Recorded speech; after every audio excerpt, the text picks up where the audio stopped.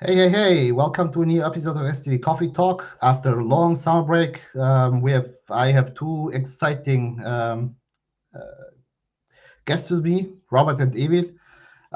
Florian cannot join unfortunately because he's on a conference at the moment. But I think we have a lot of topics to talk with Emil and Robert together. I think it will be an exciting session.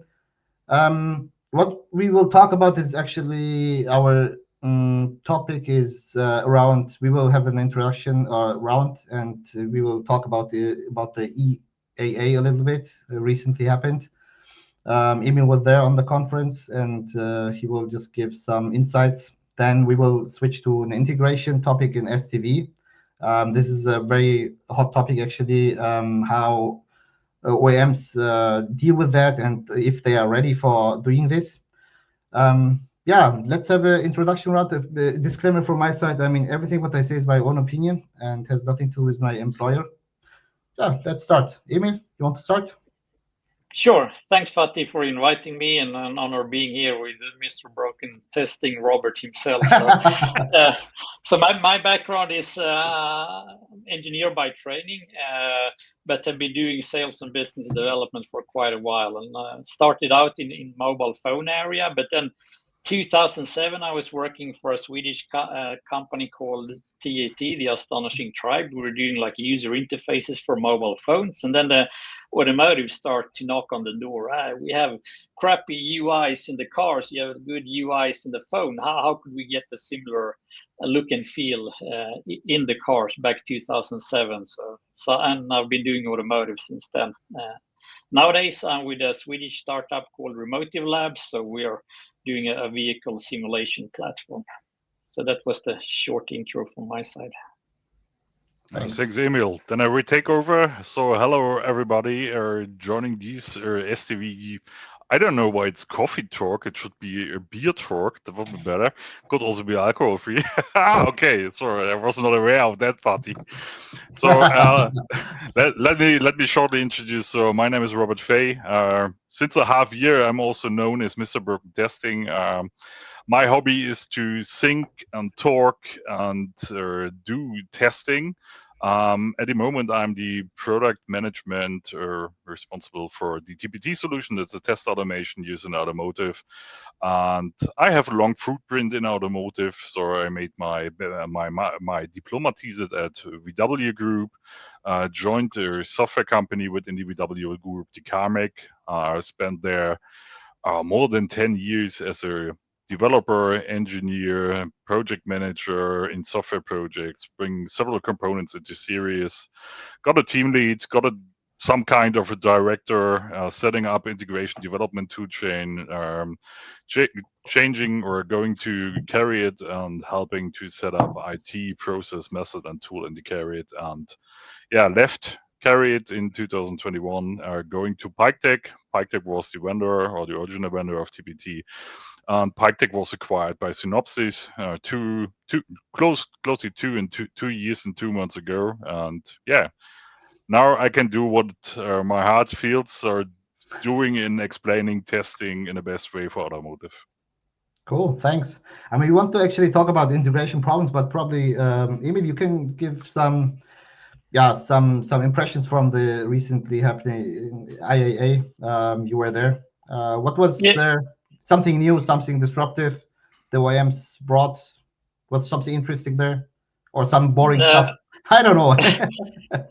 I would say it was a good mixture between stuff. So, it wasn't like pure tech. It wasn't like pure automotive, but it was like a mixture between tech companies. So the big ones were there, like Amazon and Google, and they had a partner network. So there starts to be a movement connected to collaboration because people start to figure out we can't do everything by ourselves.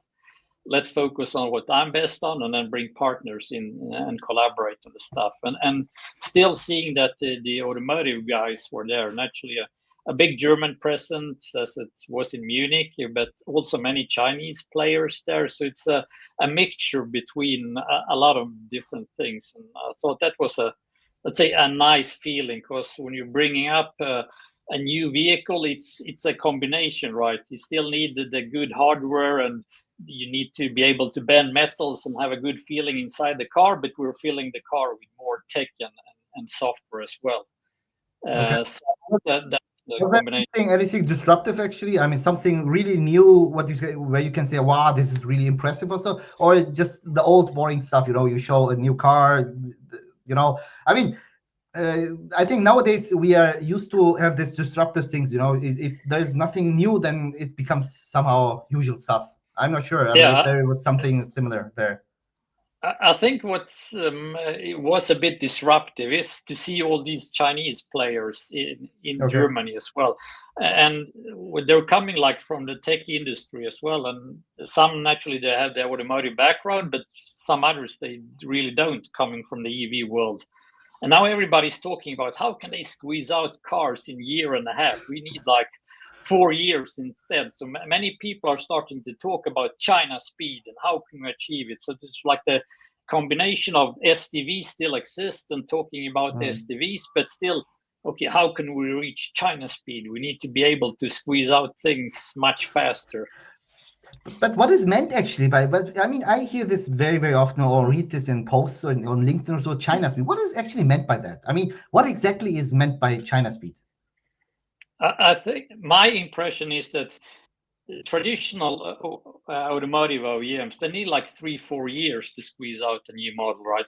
While the Chinese can do it in a year and a half. So thinking of, I need to be much faster. But I'm not sure that that's like the key thing. Do traditional automotive OEM need to squeeze out a car in a year and a half? I don't think that's like the main point. Main point is having control over your own destiny. If I'm saying, okay, I will develop a very advanced car, I want it to be launched in 2.5 years or 3 years, but I want it to be launched then 3 years, not a year too late, because then I'm not controlling my destiny.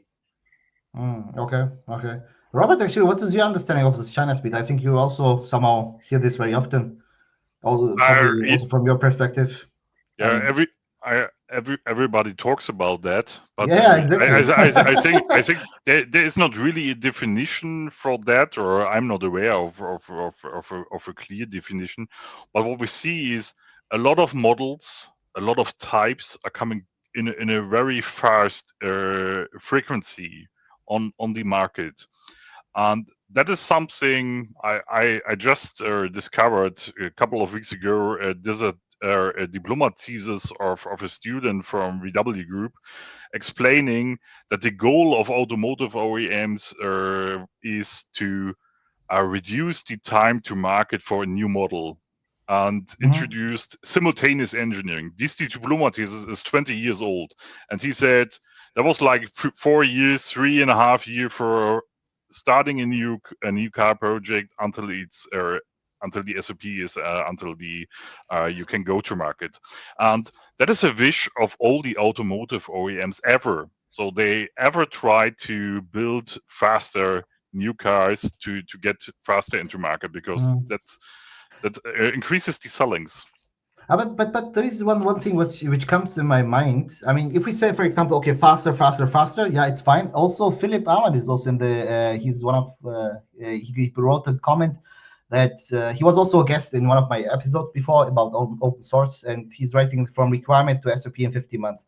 China speed. I mean, this sounds very impressive actually, but I think. I mean, I work also in this area not so long like you guys, but also a couple of years. But in automotive, we have a lot of regulations, a lot of regulations, safety, security, whatever things. And fulfilling all these regulations needs some time. I mean, it's not so easy. And I don't know how this China OEMs can do that actually, how they can fulfill all this stuff in 50 months. I mean, this is not so clear to me. I don't know if you have any insights on that. I mean, I think there is some change, or there are some regional changes between these countries. So if you look between Europe and US, there is different kind of type approvals. So while I hope I'm correct, so I don't want to make it misleading. In Germany, you need a lot of approvals. You have to go to legal government authorities and to check your car. So for different kind of regulations. Yes. So in US, you do it on your own. So, and depending on where you want to go with your car and which kind of market, it's easier or harder to fulfill these requirements. And as you know, it's much easier to make a self-assessment than to get assessed. So everybody who made an automotive spice assessment will know that internal assessment is quite easier than external assessments, because they look, or they have another kind of controlling, they have another kind of what they are looking for, and they will find things. So, and if the market entry is quite easy in China, then of course you can go faster into the market. And I saw also in the announcement, you saw there are also some problems with these cars in China. So it's not that everything is gold in China. So they are quite fast going into the market, but they also have recalls, and they're also struggling. This is exactly my point. This is exactly my point. I mean, you can be fast, but if you have to, call back many, millions of cars, I mean, what is then the advantage? Because this is costs, a lot of costs, and this is not so easy. I'm not really sure if this is the right way, because everybody is talking about China speed, and I'm quite skeptical with that, to be honest. I mean, Emil, I don't know if you have any insights from your side. I'm not sure there is like a balance between, okay, do I want to develop the perfect car and that takes longer time, or I squeeze something out, maybe it misses a couple of features, but I know if I have OTA possibilities, I can update it afterwards. But I think also like maybe there isn't the need from those guys to actually optimize everything. So like instead of like going to the chipset vendors, okay, I want this and this special solution, then I say, okay, what do you have off the shelf? I'll take your more or less standard SDK and then I implement it in the car. So that's also a way of like saving development time. Do you want the perfect solution or something that's okay, this fulfills my need, I'll go with it. Yeah, but how this can be explained then, the prices of China cars? I mean, these are up-to-date cars actually, but for tiny portion of the money you would pay here in Europe, for a European car. How this can work? I mean, I don't know. They have to, in my opinion, they have to cut somewhere. I mean, you cannot make a car cheaper and cheaper, because the production costs are more or less the same, I guess. And with all, if you want to consider safety, security, all this stuff, we will come later also in the integration process. I think this is also quite important there. I think the cost must be similar. I mean, I cannot understand this actually, where this small, these cheap numbers for prices come from. I think one of the biggest driver in development is man-hour price. So, and if we go to China, it is cheaper. So you can also spend more workforce for the development of cars. So I think that is quite clear. So we know that in Europe the prices are more, I would say it's 5 to 10 times higher than in some Asian countries. So like I heard, for example, I know from testing, so testing services in India for unit testing, I heard from prices, so it's $18 an hour, and sometimes it goes beyond $8. So from Vietnam and from India. So that is prices you cannot compete with Germany because of our regulations. So workforce is also one of the main driver of development costs.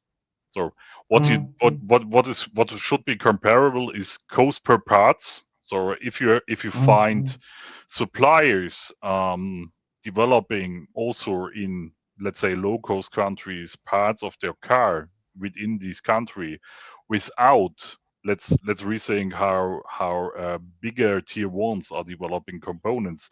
They try to find multiple OEMs taking the same kind of let's say body controller or motor controller and want to deploy to multiple customers, and that needs variance in the software, needs variance in the infrastructure, and you can save a lot if you go down with your process and quality requirements. So I think that is a mixture. So a mix of processes, quality, people, workforce, what is available. So multiple reasons. But I mean, yeah. Yeah. And then Red Bull said everything is cheaper in China. Thanks, Andrew. Yeah, but the thing, I mean, were there any promises from the China OEMs on the ERR actually? Emil? I mean, that said we are better, we are greater, we are something. I mean, what was their slogan more or less, and what did they? How they want to attract people? I mean, with the prices. Yeah, only? and they're making like fancy cars as well. At least from the outside, Okay. I haven't owned one, so I can't say if they're better, worse, or on par. But they look fancy at least from the outside, and there's a lot of features there, and so they're not missing on that part at least. Okay. But when you recap, Emil, when you recap your IAA experience, and you compare Chinese cars with, let's say, European premium cars, can you discover any differences in kinds of features or hardware? Can you distinguish between that? And not really. And the question is how it will last if you owning a car for a longer time. That I'm not sure. But like say, if you're just looking at features and what you have in the cars, like looking at the displays and electrical chairs and whatever more, there's no difference on that side. So the thing the Germans were proud of cool looking cars. That is what everybody now said. So that is not differentiating anymore. No. So the question is, what more will be coming? And maybe it's like this whole SDV story. So if you buy a very nice German car, can you keep it alive for a long time with getting new features in there via software updates? So this could naturally be something where you really have an advantage of having a high quality car with nice leather and nice wood and whatever more is in there, of course, and keeping it fresh continuously. I think this is probably also one of the key points. I mean, Thomas is pointing out here that it's something like enter the market as fast as possible and fix it later over OTA updates. I think this is still a very big issue for all OEMs in Europe, especially having a stable OTA update procedure. I think this has also to do with what we will want to talk about today, about the integration challenge, so to say. Where do you see actually, Emil, the European OEMs at the moment with this topic? I mean, integration in this context, because they have a lot of problems, I guess. I mean. Yeah, in general, and then like going back to like everybody's talking about SDVs and we want to reach China speed, but what's actually being done? And if you're looking into this, okay, maybe we don't need to develop car in a year and a half. Maybe it's good enough with 2 years or 3 years, but to know that, okay, when I set, okay, I want to launch the car, then it should be ready.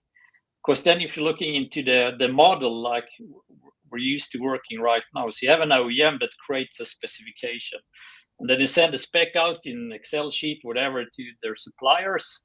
That's fulfill. Okay, please, Mr. Tier 1 supplier, fulfill this Excel sheet for me. And then you're following the V model, you're developing stuff, components, and then you're starting to test some smaller pieces. And then at the end, 2-3 years later, OEMs getting all the pieces from the different suppliers. And then, bang, integration, nothing works. Where's the issue? Nobody knows because we didn't test the system. This is such a known story, actually. Yes, it's like the Big Bang integration. Yes. It's like the chances that will work with getting, regardless if it's if it's 100 different ECUs or if you have a domain controllers or zonal controls, doesn't matter, right? It's the same number of application. It's maybe a bit easier to test if you're developing a bit bigger chunk of it, but it's still the same issue, right? The software becomes more and more complex. There's more software in the cars, and you're getting more and more intertwined interactions between different applications. So, and you need to start to test this from day one. Yeah, but this is also a problem of ownership, I think. I mean, this is because if you give the ownership to your suppliers and say, okay, deliver me just the software, I think you will never control the integration process itself, because you're not owning it, and you will face a lot of issues because you have hundreds of suppliers, and they use the same. I mean, you need to be sure that the interfaces are the same. I mean, otherwise your ECU network will not work. I mean, this is for sure. Maybe, Fatih, I can share another story. I was on a IEEE event on a conference, and I shared the same story. I made some analysis from let's say from a normal OEM and how the integration process works, and I can share some insights. So there are already tests. So if you look on an application development team, you see, let's say it's 5 to 10 developers, and there is a testing team, and they do a really great job. So they develop on the software. Mostly it is also product driven. So that means they iterate over multiple hardware generations into multiple ECUs. So these application teams are already working for what we would say, what should be the working model for the entire SDV. But then there's the problem, and that is always the handover point from an application team to an integration team. And let's imagine, just for a moment, let's say there's only 5 applications on top of an operating system. And let's imagine further that these applications are quite big.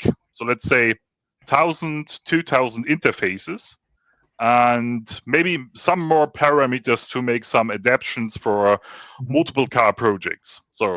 And what happens is you have an integration team which needs to deliver at a certain point, A sample, B sample, C sample, and maybe more smaller steps, but it is milestone driven. That means the integration team has to provide a milestone, a release to a specific date in a project schedule.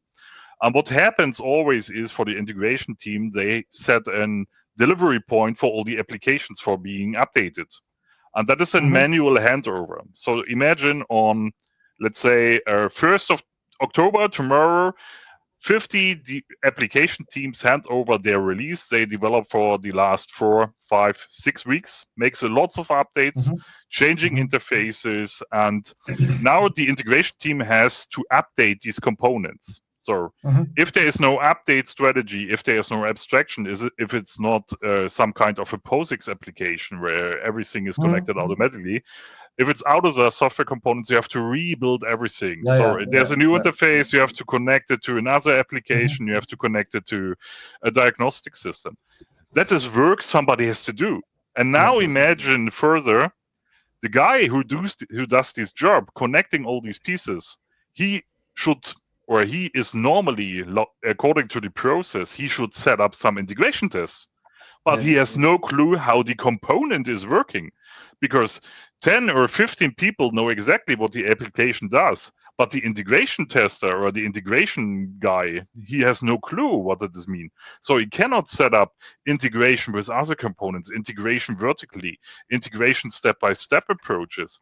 So there is a missing really big bang integration. So connect it and pray, make some reviews, pray, ask for help, pray. And I've heard from a company, the integration process took, let's keep staying on your chair, 20 to 24 weeks. After the release, the applications are handed over, the first time the software is able to be built and deployable and then running on a hill system. That means 6 months or so. I mean, that is 6 months, exactly. So imagine six. What have you done 6 months before? I have no clue. And no developer the same. He has no clue what he do. And that is the biggest problem. So the integration problem is a problem of there is no stage pipelining. It is not a stage commitment where you can see, oh, here is it breaking. Let's move back and reverse this change because it's not working. But I mean, you mentioned one thing what is very interesting to me, because I think also, I thought about this also a lot. I mean, you mentioned variants, European OEMs have this huge amount of variants, I mean, if I look, for example, to Volkswagen, they have so many brands and so many different, they have a crazy amount of variants. And if you want just one software for all these variants, this becomes such a complex thing, I mean, the integration will be also very painful. because you have to test actually for each variant if it works. I'm not really sure if the China OEMs, for example, reduce the variants to make it faster. I mean, I don't know if this is true. Emil, if you have any insights on that from the EIR, but I think probably reducing the variants could be also a strategy to be faster at all. I mean, that is what we see here. So I saw VW cars are reducing variants. I saw it also, I think, from Mercedes-Benz having the same problems in the past. Yeah, I would say that's what they're doing. And if you're looking at Tesla or similar, more tech-savvy OEMs that comes from the software side, there's less variants, and naturally that makes life easier. But you need to start somewhere, and I think sometimes the automotive business, at least the traditional one, they're always thinking like in hardware, and that's like the holy grail, and then you'd start to move slowly towards creating something in a virtual environment. But if you're going there, everything needs to be perfect. So I really need my digital twin. It should be a perfect copy of what I have in hardware. But instead of, if you're coming from the software perspective, you're starting from day one and then you're iterating. So that means if Robert develops one application, Fatih, you a second, I a third, you test continuously. Okay, you do an update to your application, Robert. Does it pass the test? Okay, it did. Fine. Then I can commit my code. Then Fatih, you get use of what Robert did. Then you're testing something that's better. Then you're testing your thing, and then you're committing your code, and then you're iterating continuously. And this you can start with from day one. Just having the how the different ECUs behave. If I'm sending signal A in, I'm expecting B back. So that's like the starting point. You can mock the complete vehicle in a virtual environment, because that means we can work together in a context and testing the integration from day one. You still continue to develop your applications, you're developing your MATLAB models, you're adding like Synopsys Silver models, whatever you might have. But it's the continuous iteration of things in a context, not standalone, because then you're getting the integration issue at the end. I mean, integration, I mean, this you talked about this a couple of minutes before. I mean, this digital twin, having the car, so to say, in the cloud to have this integration beforehand and so on. Is it realistic to achieve this? I'm just asking. I don't know. I mean, I'm just asking. I'm curious about that, because I hear also a lot of people talking about that, having a digital twin in the cloud, and you have a parity between cloud and vehicle. I mean, there is also, I mean, I think this is also the claim from Sophie, this industry initiative to have this parity in cloud and vehicle. But I'm not really sure if this is achievable at all. I mean, it depends on what you want to achieve. So, and I would, from my side, I would like to see a complete mindset, and maybe I'll get some more software guys on this track. Like, the car is still the hardware, but think of if the reference was in the cloud, in the virtual environment, and the car becomes the physical twin, because then you have the reference in the software environment that you're just spinning off to the hardware. Naturally, there is differences, and there's more granularity in hardware, and you still need all the heel rigs and stuff to test things. But from a functionality perspective, you can do all of that in a software environment. There'll always be bottlenecks in hardware, and there'll be memory leaks and congested network buses. But most of the things you can actually test in a virtual environment. And before you go into the heel rigs that are scarce resources and expensive, get rid of all the issues that are connected to integration and all the functionality issues. You can find that in the software environment, and then you find what's hardware related in the hardware environment. Not everything in hardware, because then you'll get the integration mess. I mean, this is a very interesting idea, actually. What you told me, that the hardware is actually the twins of the cloud. I mean, that you have this software first mindset, that you develop actually the software for the cloud, and then say, okay, we deploy this on hardware in a vehicle. And this is a different view, because when I talk to people or have discussions, they talk first about the vehicle and say, okay, we have to make this vehicle somehow, copy this into the cloud, not the other way around. I mean, that cloud first approach. I mean, I've never heard this, actually. this cloud-first approach to say, okay, we actually develop the software cloud, but it will be deployed on the car later. You know, if it's mature enough. But let's be careful. So the reason going into cloud and having a digital twin is to ensure fast feedback.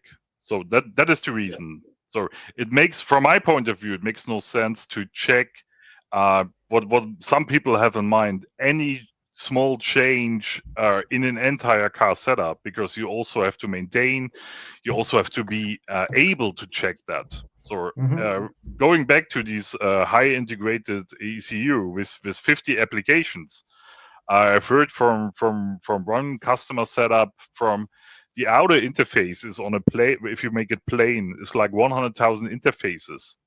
Oh wow! So signal on a signal level. So within CAN, within LIN, with IOs.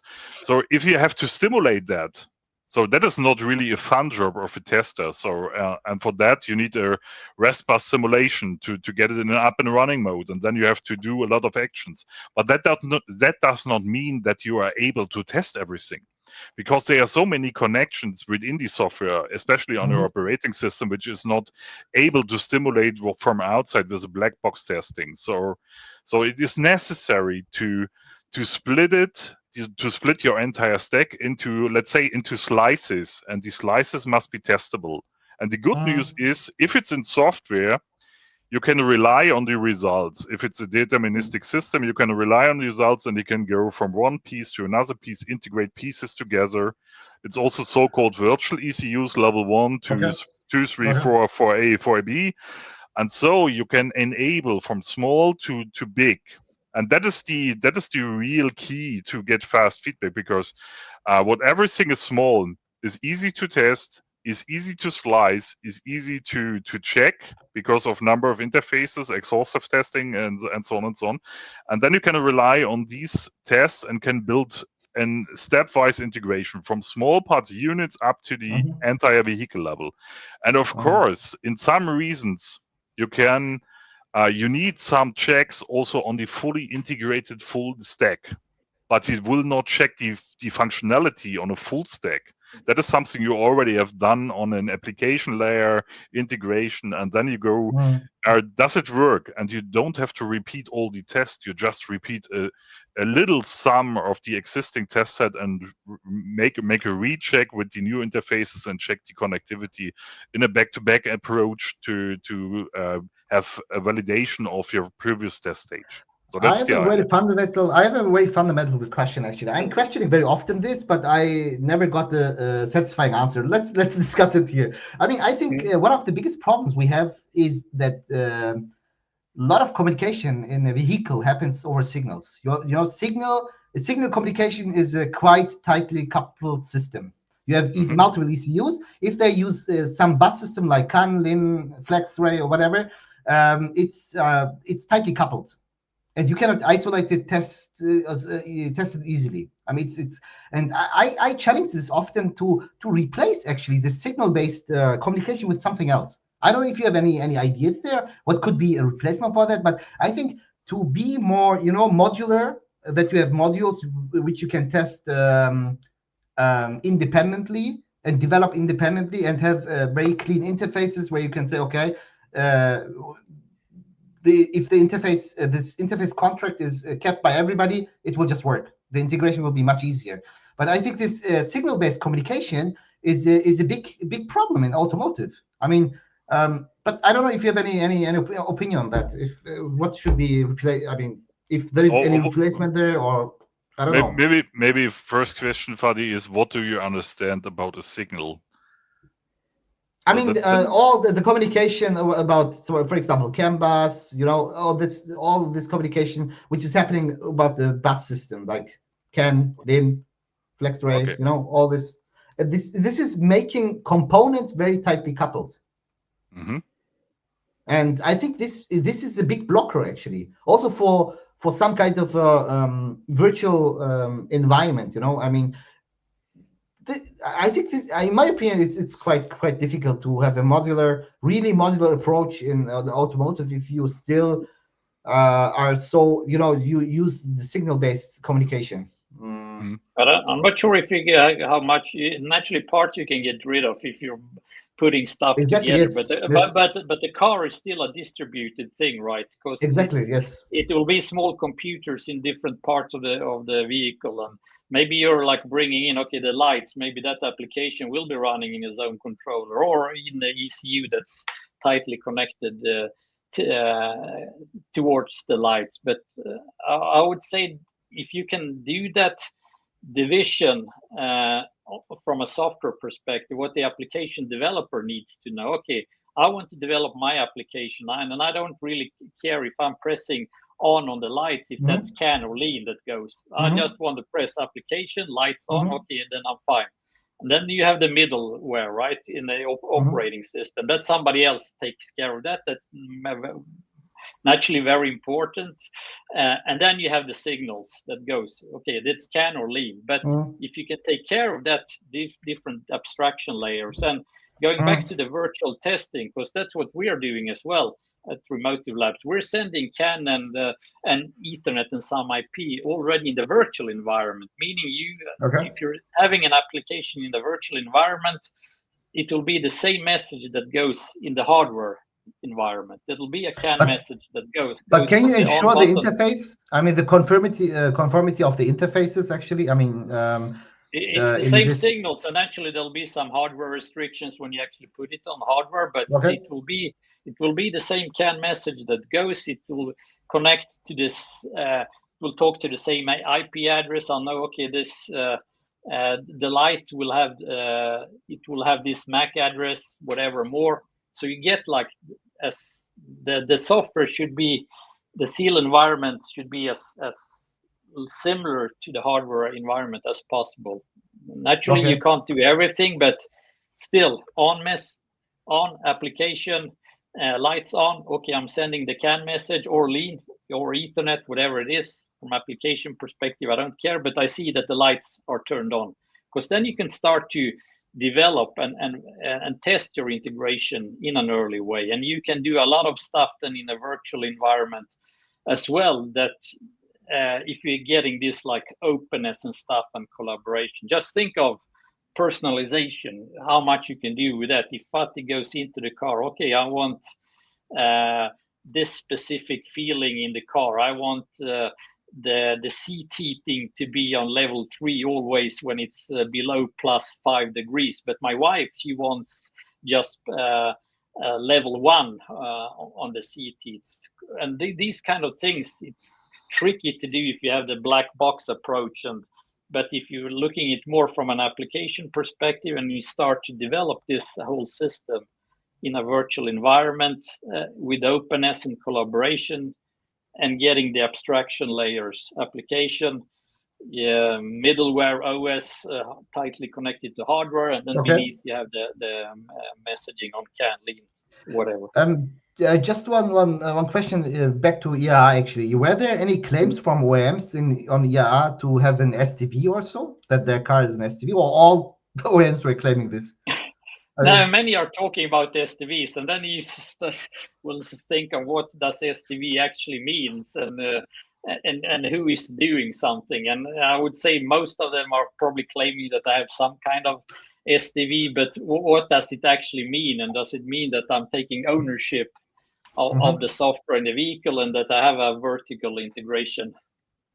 But coming back to the ownership, I mean, we talked about this before also, that OEMs usually traditionally didn't have this ownership and just outsourced to suppliers. I mean, how this can, so to say, be now taken back from the OEM perspective? I think this is quite important for the future of automotive. I mean, if OEMs not don't take this ownership, I mean, I think this will be very difficult in this context.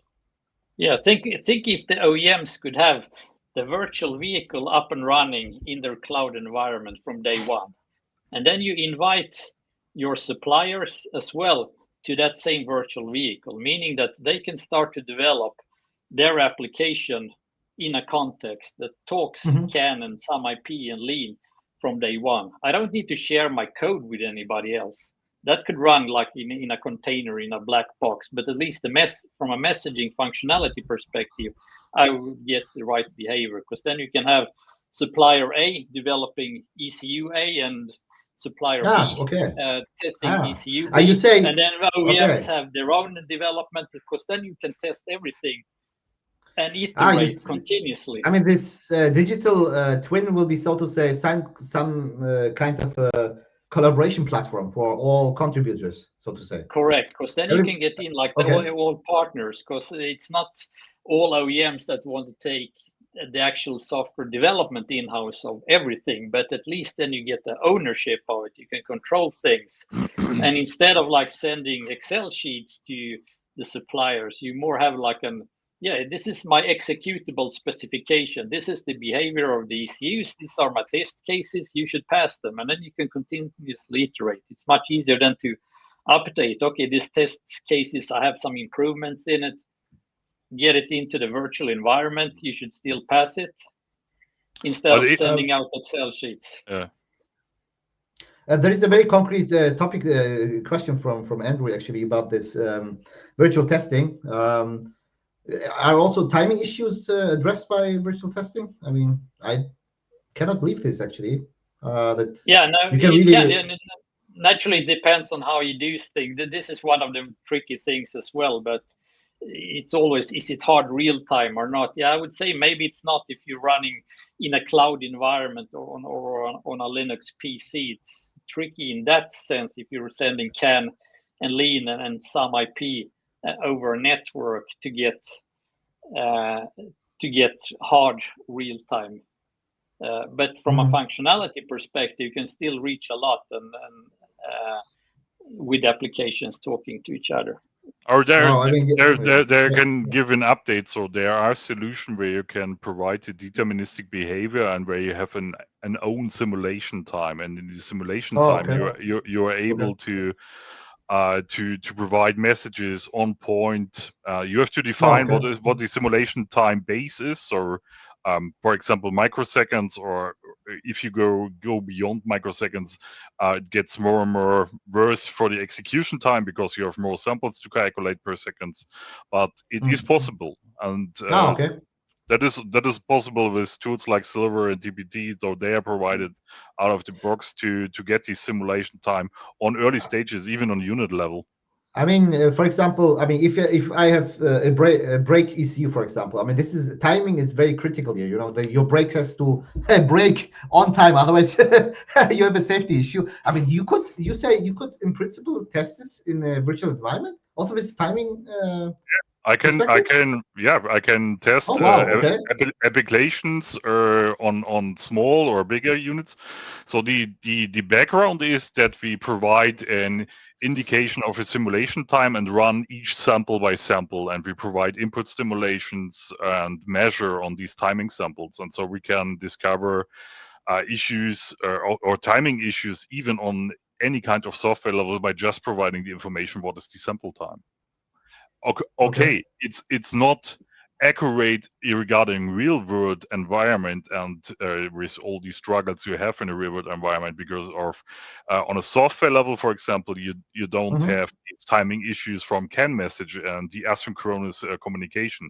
But if you extend that and you choose let's say nanoseconds or microseconds or whatever your base is, you can say when the CAN message should arrive, and you can also variate that. But normally you want to have a deterministic behavior to ensure regression testing with the same input, same outcome that you can map that. That is one reason why you also should go with unit and smaller integration tests on the lower OS parts to ensure that the CAN messages handling is working in a proper way.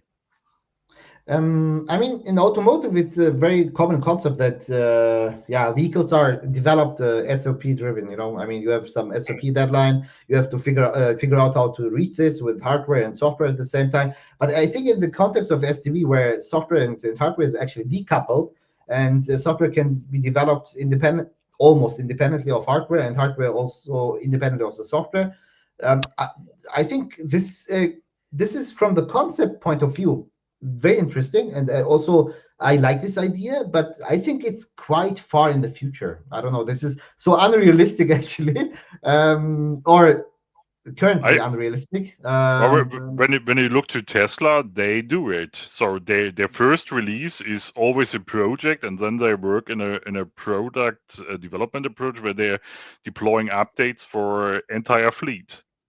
So the main idea behind is that you just continue developing and be able to update the software, monitoring, okay, deployment, okay, but don't stop at SOP and use the baseline you reached at SOP. So you always have an SOP if you have hardware in place. It's a product. But afterwards, you just say, all right, I want to have a new feature. Okay, put it on top of my stack. Make a check in a software virtual environment. Make a recheck on hardware as well, because you don't want to have any kind of regressions on a hardware level, and then you are able to deploy that. But shouldn't, I mean, in the SDV context, if we really decouple both aspects, hardware and software from each other, shouldn't we go away from this SOP thinking at all? I mean, I think that you still have the name. It's SOPs, like you launching the car, the hardware platform in some sense. But it's not. You should think of that. That's not the end goal. It's more the starting point, because then you get the hardware out, and if you then have the virtual vehicle running in the cloud, because then you have the reference. Okay, this is the same software applications and functionality that I actually have in the car, because then you have that as the reference as well, and naturally you can continue to test on hardware as well. But you can invite all your suppliers. Okay, now I want an update to these two ECUs. Could you please, dear suppliers, work together in this virtual context and getting them to work together? But this is exactly the point. I mean, SOP is considered as actually the end. The end of something. Your product is coming to an end, and you just ship it to the customer. But I think this is a mindset which has to be changed. I mean, SOP is actually a start, like the name says. Start of production is also start of delivering something. And I think this is missing at the moment. I mean, this is missing. That's this is the not good the thing, end, right?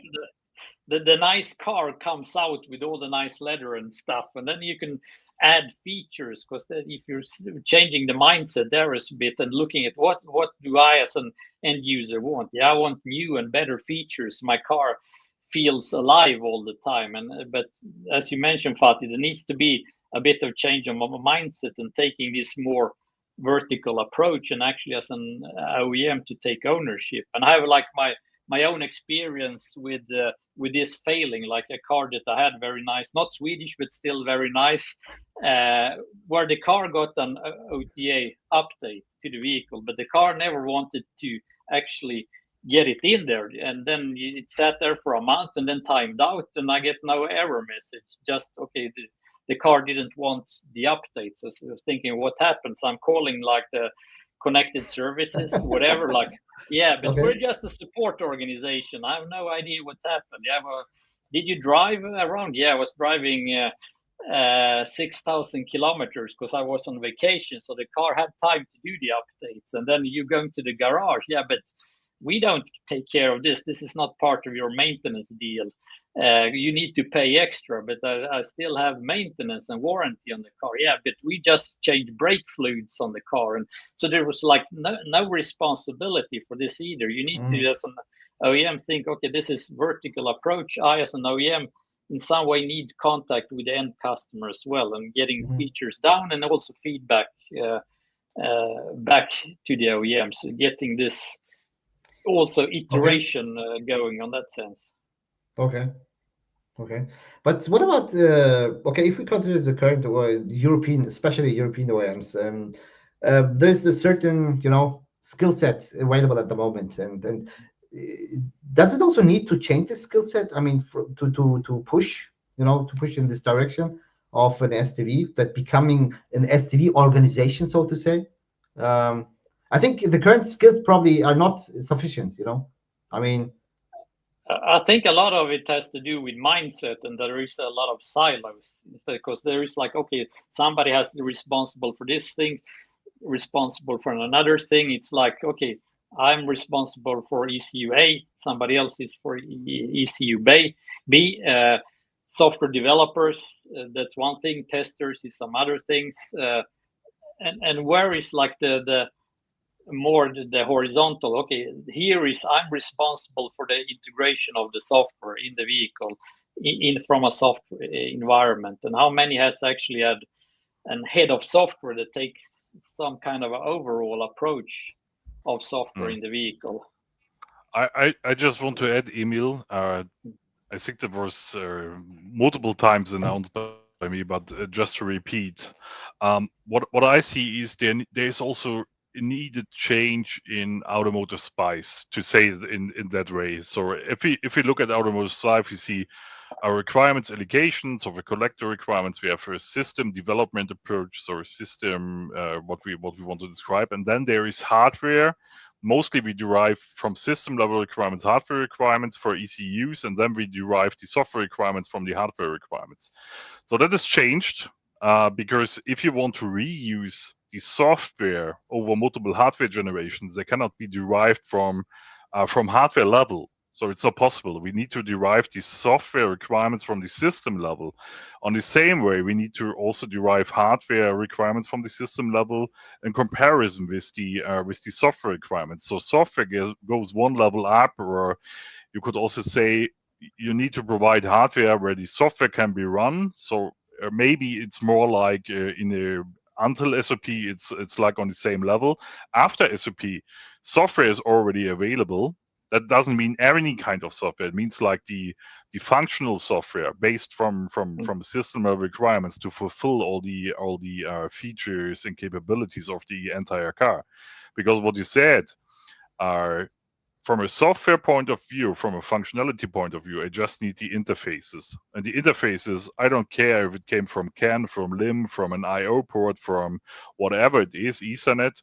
It came from wherever, but I need an adaptation where I can rely on my features, check my feature set with all the applications and showing the, I would say, horizontal functionalities, end-to-end functionality of the customer feature.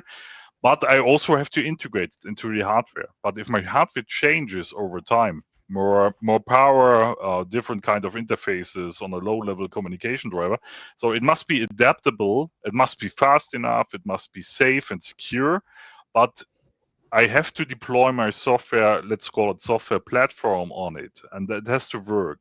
And then I have to describe on a, I would say hardware or a software interface, and there are software parts above platform and beyond, which is like the abstraction of the hardware capabilities to the software platform to provide the necessary interfaces for the features. And that needs a lot of changes from architecture perspective, from all the software development approach, maybe new or other principles in the tooling, and different kind of integration strategy for hardware and software. So there's a lot of to do. And if you go long term with software, from my past experience, it is always a good idea to go with experts, knowing the system context, knowing what's happening in the car, knowing what's going on in the hardware, what can be happen. You need experts, and you should not change the experts. If you go into financial purchasing, we have these sometimes 2-3 years contracts with suppliers, which are having sometimes an experience over 10 years into software application development. And now they're all cut off. I think a lot of people know that for cost reason. And you lose a lot of competency of knowledge about your tooling. And then you go to, there are really great people in India and testers. I know a lot of them, and are doing a really great job. But what you cannot buy is 10 years experience of your in-house developed competency, network to people, relationship, people drinking some beers on events, knowing each other, trusting each other. That is what you lose when you cut it off. And that is also something OEMs, tier ones, manager have to keep in mind. That is really important to have these experience in-house or available with long-term partnerships, however you want to set it up. Yeah, and it's probably going back to like taking the ownership again, because that's also connected to people and getting a mixture between the old automotive guys that actually knows the system, but also like thinking of, if there's more and more software in the vehicle, how can I attract software talent from the outside as well? from the more the tech companies, and probably you do that in a more open way as well. Can I use standard things that are already out there, programming languages that everybody else is using, and not making stuff up that we in automotive have been doing a bit, maybe too much sometimes, with proprietary things continuously, because then you can attract software people from the outside as well and fill in the gaps. Okay, now I need somebody developing this cool application.